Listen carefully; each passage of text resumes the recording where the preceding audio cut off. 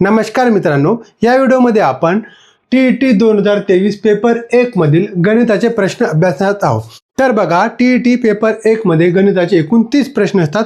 प्रश्न क्रमांक 91 ते प्रश्न क्रमांक 120। तर बघा, प्रश्न क्रमांक 93 कंसामध्ये m वजा d कंस पूर्ण गुणिले x भागिला l बरोबर किती? पर्याय 1 आहे c, पर्याय 2 आहे d, पर्याय 3 आहे l आणि पर्याय 4 आहे m। तर बघा, या प्रश्नामध्ये आपल्याला m d x l हे अल्फाबेट आपल्याला दिलेला आहे। तर बघा, हे अल्फाबेट रोमन संख्या आहेत। जसे बघा, आपल्याला 10 लिहायचे राहिले तर आपण काय लिहितो? x लिहितो। 9 लिहायचे राहिले तर आपण ix लिहितो। 5 लिहायचे राहिले तर आपण v लिहितो। तर तशा प्रकारच्या संख्या दिल्या तर आपल्याला मग m म्हणजे कोणती संख्या, d म्हणजे कोणती संख्या, x म्हणजे कोणती संख्या आणि l म्हणजे कोणती संख्या हे आपल्याला माहित असायला पाहिजे। तर बघा, रोमन संख्येमध्ये कोणत्या अक्षराला आपण कोणती संख्या म्हणतो हे आपल्याला माहित असायला पाहिजे। तर इथे बघा, आपल्याला m दिलाय तर m ब्रॅकेटमध्ये m, मग m म्हणजे काय? तर m म्हणजे 1000 वजा d, तर d म्हणजे किती? तर d म्हणजे होतात 500 कंस पूर्ण गुणिले x आपल्याला माहित आहे x म्हणजे किती? 10 भागिला l म्हणजे किती होतं? तर 50। यांचं जर कॅल्क्युलेशन केलं तर आपल्याला उत्तर मिळेल। तर बघा, 1000 मधून 500 गेले किती राहतात? तर 1000 मधून 500 गेले आले 500 गुणिला 10 भागिला 50। तर 500 गुणिला 10 होतात 5000, 5000 भागिला 50, 0 0 कटलं आणि 100 पंच 500 म्हणजे राहिले किती? तर 100। आता 100 आले आपल्याला माहित आहे। तर 100 हे रोमन अंकामध्ये आपण कोणत्या अक्षराने दर्शवतो?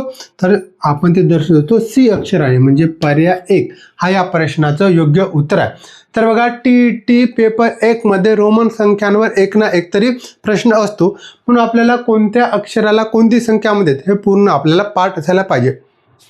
नंतरचा प्रश्न आहे 94, खालील आकृतीत दाखवल्याप्रमाणे न रंगवलेला भाग दर्शवणारा अपूर्णांक पर्यायातून निवडा। आपल्या पुढे एक आकृती दिल्या, त्यानंतर पर्याय दिलाय। पर्याय 1 आहे 3/7, पर्याय 2 आहे 1/4, पर्याय 3 आहे 3/4 आणि पर्याय 4 आहे 2/9। तर बघा, आपल्या पुढे एक आकृती दिल्या। ही आकृती कशाची आहे? तर वर्तुळाची। या वर्तुळाचे बघा 9 भाग केल्यात, 9 भागापैकी 7 भाग रंगवल्यात आणि 2 भाग रंगवले नाही। तर हे आपल्याला अपूर्णांकात दाखवायच्या। तर बघा, आपण एखादं वर्तुळ म्हणा, चौकोन म्हणा, याचे आपण जेवढे भाग करतो तेवढे भाग कुठे लिहितो? आपण छेदामध्ये लिहितो। तर एकूण भाग किती आहेत? मग याचे 9 भाग आहेत। 9 पैकी मग न रंगवलेले भाग कुठं? अंशामध्ये। तर न रंगवलेले भाग किती आहेत? 2, म्हणजे 2/9 हा या अपूर्णांकामध्ये येईल। तर याचं योग्य उत्तर काय? तर पर्याय 4 2/9 हा या प्रश्नाचं योग्य उत्तर आहे। बघा, अशा प्रकारचे प्रश्न आपल्याला पेपर 1 मध्ये विचारतात। तर बघा, आपण जेवढे जास्त सराव करू तेवढे आपल्याला प्रश्न लवकरात लवकर सोडवता येईल। अशा प्रकारचा प्रश्न बघा आपल्या पुढे आला तर आपण एकदम कमी वेळेमध्ये हा प्रश्न सोडवू शकतो। या प्रश्नाकरिता आपल्याला हा प्रश्न सोडवण्याकरिता आपल्याला जास्त वेळ लागणार का? नाही। याकरिता सर्वात महत्त्वाचे असते ते म्हणजे प्रॅक्टिस, आणि प्रॅक्टिससाठी बघा सर्वात जास्त आपल्याला काय करायचं आहे? तर जे आतापर्यंत झालेले पेपर आहेत त्यांचा सराव जास्त प्रमाणात करावायचा, त्यावरच आधारित जास्त प्रश्न विचारत असते।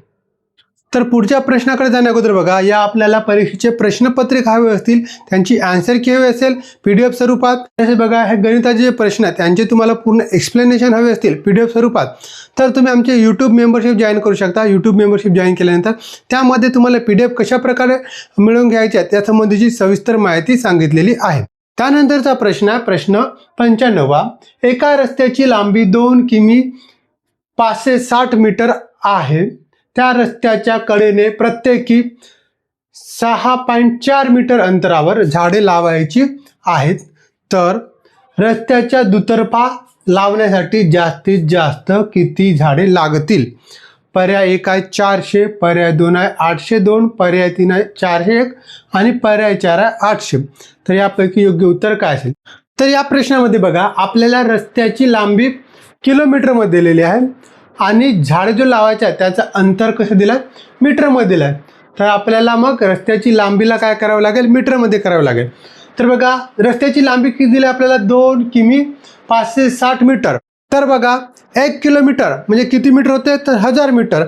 आपल्याकडे किती किलोमीटर दिले आहे? तर आपल्याकडे दिले आहे 2 किलोमीटर, म्हणजे 2000 मीटर आणि अधिक 560 मीटर म्हणजे 2000 मीटर अधिक 560 मीटर म्हणजे किती होईल 2560 मीटर ही काय झाली रस्त्याची लांबी मीटरमध्ये. आणि दोन झाडांमधील अंतर किती ठेवायचे आपल्याला तर 6.4 मीटर हा दोन झाडांमधील अंतर आहे.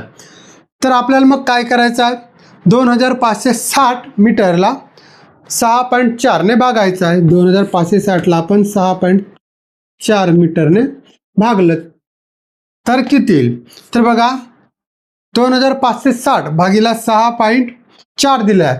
तर बघा अंशामध्ये काय दिलेलं आहे दशाचा पूर्णांक दिला आहे. हा दशाचा पूर्णांक आपल्याला काढायचा असेल आपण कसे काढू तर भागाकार करते वेळी बघा अंशामध्ये आपल्याला 2560 दिलेलं आहे ते दशा तसे लिहून घेऊ. मग छेदामध्ये बघा छेदामध्ये दशाचा पूर्णांकानंतर जेवढे संख्या आहेत तेवढे शून्य आपण काय करायचे अंशामध्ये द्यायचं आणि अंशामध्ये दशाचा पूर्णांकानंतर जेवढे संख्या असतील तेवढे छेदामध्ये द्यायचे असते. परंतु अंशामध्ये दशाचा पूर्णांकानंतर कोणती संख्या आहे का नाही म्हणून आपण छेदामध्ये काय लिहिणार आहे छेदामध्ये मग आता काय होणार तर 64 होणार कारण दशाचा पूर्णांकाच्या ठिकाणी आपण इथं वरती अंशामध्ये शून्य लिहिलेलं आहे. ज्या प्रकारे आपण त्यांना दशाचा पूर्णांक होता तो काढून घेतलं. आता आपल्याला कॅल्क्युलेशन करणे सोपं जाईल. तर बघा इथं 64 दिला म्हणजे इथं 8 भाग जातो 8 8 64 छेदाला 8 भागला अंशाला पण 8 भागा अंशाला जर 8 भागलं तर किती 3200 भाग जातो. मग 3200 भागीला 8 3200 भागीला 8 केलं तर किती राहील तर बघा 8 1 8 8 2 16 8 3 24 आणि 8 4 32 4 भाग जात आहे आणि 2 शून्य जशास तसे म्हणजे किती आले 400 झाडं आले. तर बघा हा झाला आपला रस्ता.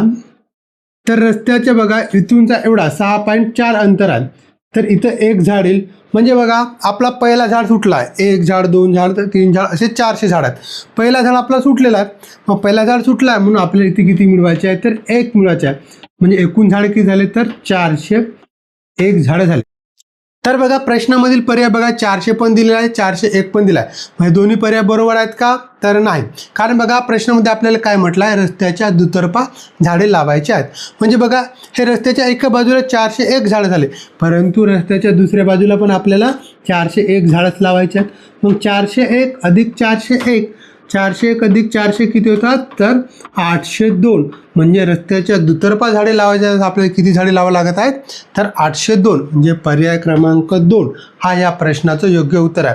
तर लक्षात ठेवा प्रश्न सोडवते वेळी आपल्याला अगोदर मध्ये नेमकं काय विचारलं आहे ते प्रश्नामध्ये नेमकं काय विचारलं आहे अगोदर समजून घ्यावायच्या तेव्हा ते पूर्णपणे आपल्याला समजलं तेव्हाच प्रश्न सोडवायला सुरुवात करायच्या. नाहीतर बघा आपल्याला इथं 400 पण उत्तर मिळाला 401 पण उत्तर मिळालं आणि 802 पण उत्तर मिळालं. मग आपल्याला 400 मिळालं आपण 400 पर्याय 1 जर केलं तर आपलं उत्तर चुकेल.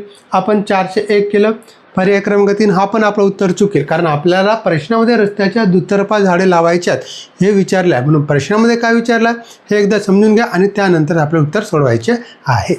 त्यानंतरचा प्रश्न बघा प्रश्न 96 खालीलपैकी सत्य विधानांसाठी योग्य पर्याय कोणता. आपल्या पुढे बघा 3 विधान दिलेले आहेत आणि या 3 विधानांपैकी सत्य विधान कोणतं आहे ते आपल्याला सांगायचं आहे. विधान ए आहे समांतरभुज चौकोनांच्या सम्मुख भुजा एकरूप असतात. विधान बी आहे समांतरभुज चौकोनाचे सम्मुख कोन एकरूप असतात. आणि विधान सी आहे समांतरभुज चौकोनाचे कर्ण परस्परांना दुभगतात. पर्याय ए बी सी सर्व हे विधान कसे आहेत योग्य आहेत. पर्याय 2 आहे फक्त ए आणि बी हे विधान काय आहेत योग्य आहेत. पर्याय 3 दिला आहे फक्त ए आणि सी हे विधान योग्य आहेत आणि पर्याय 4 दिला आहे फक्त सी हे विधान योग्य आहे. तर यापैकी मग योग्य पर्याय काय आहे तर बघा अशा प्रकारचे प्रश्न सोडवण्याकरता आपल्याला कुठल्याही प्रकारचा तर्क लावता येत नाही किंवा आपण कुठल्या प्रकारचं सूत्र आपल्याला वापरता येतो का नाही तर हा भूमितीचा प्रश्न आहे आणि अशा प्रकारचे प्रश्न सोडवण्याकरता आपल्याला त्रिकोण म्हणा त्रिकोण आयत चौरस वर्तुळ अशा प्रकारच्या सर्वांचे गुणधर्म माहीत पाहिजे. या सर्वांचे गुणधर्म आपल्याला माहीत असेल तर या प्रकारचे प्रश्न आलेच आपण सोडवू शकतो. तर यामध्ये बघा आपला पहिला विधान आहे समांतरभुज चौकोनांचे सम्मुख भुजा एकरूप असतात. तर बघा समांतरभुज चौकोनाचे सम्मुख भुजा एकरूप असतात. तर बघा समांतरभुज चौकोन कसा असतो अशा प्रकारे असतो. तर याचे बघा सम्मुख भुजा कसे असतात एकरूप असतात म्हणजे विधान ए हे बरोबर आहे. त्यानंतर विधान बी काय म्हणते समांतरभुज चौकोनाचे सम्मुख कोन एकरूप असतात. तर बघा समांतरभुज चौकोनाचे सम्मुख कोन पण कसे असतात, एकरूप असतात. हे विधान पण बरोबर आहे. त्यानंतर विधान सी कामते समांतरभुज चौकोनाचे कर्ण परस्परांना दुभागतात. तर समांतरभुज चौकोनाचे कर्ण परस्परांना दुभागतात. म्हणजे पर्याय ए हे विधान पण बरोबर आहे, पर्याय बी हे विधान पण बरोबर आहे आणि पर्याय सी हे विधान पण बरोबर आहे. म्हणजे पर्याय 1 ए बी सी सर्व हे विधान योग्य आहेत. म्हणजे पर्याय 1 हा या प्रश्नाचं योग्य उत्तर आहे. नंतरचा प्रश्न बघा, प्रश्न क्रमांक 101. 1 ते 50 पर्यंतच्या संख्यांची बेरीज किती येते? पर्याय 1 आहे 1275, पर्याय 2 आहे 1265, पर्याय 3 आहे 1175 आणि पर्याय 4 आहे 1376. तर यापैकी योग्य उत्तर काय असेल? तर अशा प्रकारचा प्रश्न बघा, सेम हाच प्रश्न TET 2025 पेपर 1 मध्ये विचारलेला आहे. सेम याच प्रकारचा हाच प्रश्न 1 ते 50 पर्यंतच्या संख्यांची बेरीज किती येते. आणि बघा आपण TET 2025 चे जे व्हिडिओ बघितला आहे त्यामध्ये पण हा प्रश्न मी घेतलेला आहे. तर बघा अशा प्रकारचा प्रश्न विचारला 1 ते 50 पर्यंत संख्यांची बेरीज. तर बघा इथं कोणत्याही संख्या घेऊत, अदामधातली संख्या कोणते जरी घेतले तर आपल्याला काय करायचं आहे, सूत्र लक्षात ठेवायचं आपल्याला. पहिली संख्या अधिक शेवटची संख्या भागीला 2 गुणिला एकूण संख्या. बघा आपल्याला सूत्र कोणते लक्षात ठेवायचं आहे, पहिली संख्या अधिक शेवटची संख्या भागीला 2 गुणिला एकूण संख्या. हा सूत्र आपल्याला लक्षात ठेवायचं आहे. अशा प्रकारचे प्रश्न विचारले. आता इथे बघा 1 ते 50 म्हणजे पहिली संख्या किती आहे, 1 आहे, अधिक शेवटची संख्या किती दिली आहे 50, भागीला 2 गुणिला एकूण संख्या 1 ते 50 पर्यंत एकूण संख्या किती आहेत, तर 50 आहेत. मग बघा 1 अधिक 50 म्हणजे किती होतात, तर 51 भागीला 2 गुणिला 50. यांचं कॅल्क्युलेशन केलं बघा इथे किती होईल 25. मग 51 गुणिला 25 यांचं जर कॅल्क्युलेशन केलं तर आपल्याला उत्तर मिळतो 1275. 1275 म्हणजे पर्याय 1 हा या प्रश्नाचं योग्य उत्तर आहे. तर अशा प्रकारे बघा आपल्याला जर संख्या दिली असतील आणि त्यांची बेरीज किती येते असा जर प्रश्न विचारला तर आपल्याला काय करायचं, पहिली संख्या अधिक शेवटची संख्या भागीला 2 गुणिला एकूण संख्या हा सूत्र आपल्याला लक्षात ठेवायचा आहे. तर बघा हा प्रश्न 2023 मध्ये पण विचारलेला होता, 2025 मध्ये पण विचारला होता, जशाच तसं. म्हणून बघा आपण जर TET परीक्षेची तयारी करत असून तर आपल्याला झालेल्या प्रश्नांचा सराव करणे फार आवश्यक आहे.